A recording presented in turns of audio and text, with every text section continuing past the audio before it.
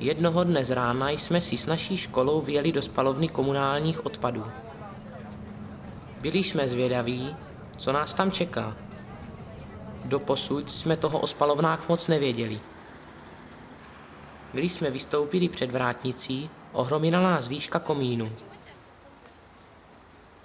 Paní průvodkyně nás zavedla do promítacího sálu, kde každý z nás obdržel letáky s informacemi o tom, jak se v dnešní době likvidují komunální odpady.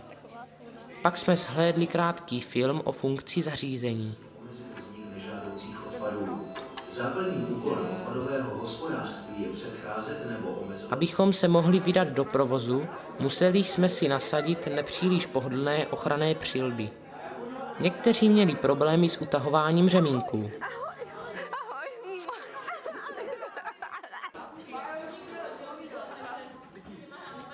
Když jsme viděli nebo spíš ucítili odpadky, napadlo nás, že plynové masky by byly mnohem užitečnější.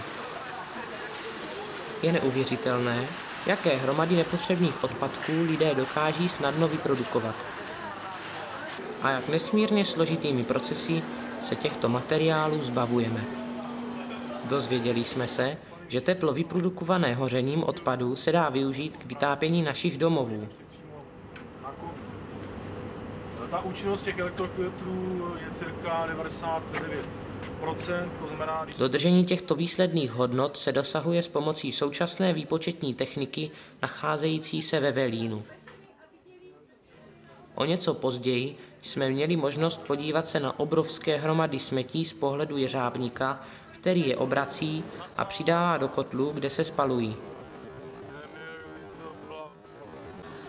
Během návštěvy spalovny jsme si uvědomili, kolik musí být odpadků na celém světě a jak je důležité, aby jich každý z nás vyprodukoval co nejméně.